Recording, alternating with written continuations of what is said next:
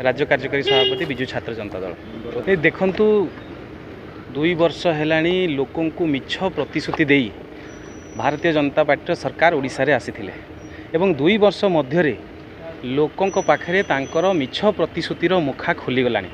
तेणु तांको पाखे लोकों को कौनसी प्रकार सुशासन देवारे जो मिछ प्रतिश्रुति कौनसी प्रकार बहाना नहीं। तेणु 24 वर्ष धरी मान्यवर नवीन पट्टनायक जो भाई भाव में ओडिशार सेवा करथिले एवं ओडिशा को विश्व दरबार में परिचित करथिले एवं विकास रे आज शीर्ष रे थिला ओडिशा आज सबू काम बंद हो जाइए।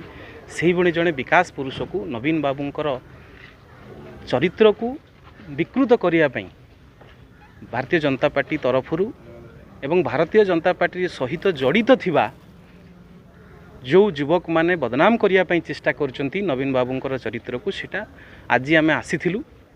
सोशल टॉक नाम रे प्रीति प्रकाश बोली जड़े युवक सोशल टॉक अकाउंट तांकर अछि सेथिरे से नवीन बाबूंकर एआई फोटो माध्यम रे जो भली चरित्र को खराब करने चेष्टा करचंती षड्यंत्र करचंती बदनाम करने किछि षड्यंत्र भारतीय जनता पार्टी सहित जड़ित थिबा किछि युवक माने एआई चित्र माध्यम रे नवीन बाबूंकर चरित्र को खराब करने जो षड्यंत्र करिसंती सेतिपई आज राउरकेला रो समस्त युव छात्र आज आम छेंड पुलिस स्टेशन थारे एफआईआर देलु तांको अगेंस्ट रे आईन समस्त समान।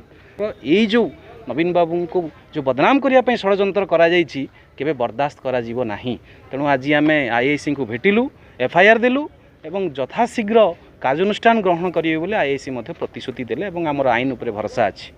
अभियोग एटा हैला कि लास्ट 3 दिन भितर सोशल टॉक रे जड़े आमर पिलाटा होची मिस्टर प्रकाश सेटा गोटे भलो माने एआई करी गोटे नवीन पट्टनायक को पांडेन सर को बदनाम करने जो छवि करी बाहर से माने आ पारु नांती बीजेपी सरकार चलवाई। तेणु करके एमती नवीन पट्टनायक को एमती एआई माध्यम रे गोटे उल्टा पुल्टा फोटो छाड़ी बदनाम करने चेष्टा कर आम आज युव और छात्र मिसिकी थाना आईसी सर को देचु लिखिकी कि केमती तापर कार्यानुष्ठान हो जाऊ आ कानून पर आमर विश्वास अच्छी जहाँ को पूरा ओडिशा नहीं भारत जहाँ भाग्य विधाता आमर ओडिशार 24 वर्ष धर कि जो पूर्व सीएम आमर नवीन पट्टनायक थिले तांको एपटे एपरे एआई रे माध्यम रे बदनाम करवा उचित नुहे। सेतिपाई आमे आज आईआईसी को कही एफआईआर देइछु कि सर यहाँ ऊपर आपण भल कार्यानुष्ठान करंतु आमको एटा आशा अच्छी।